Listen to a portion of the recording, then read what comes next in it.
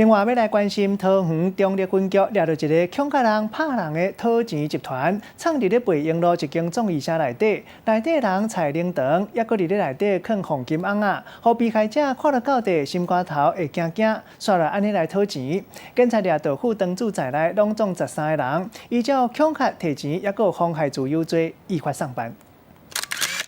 家顶一罐一罐的黄金翁仔用黄布包起来，边仔阁有写王生者的名，这毋是灵骨塔，是伫桃园北营路的一间葬仪社，专门对被害人暴力讨销。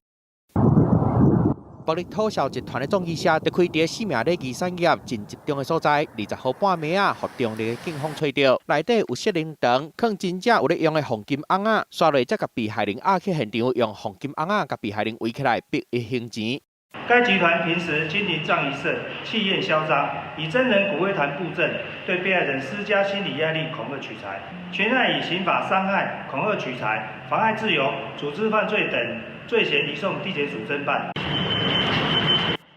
警方抓到包括37岁姓苏的副当主，佮另外13个嫌犯。调查了后，按刑法伤害、恐吓取财、甲组织犯罪者的罪移送法办。记者综合报道。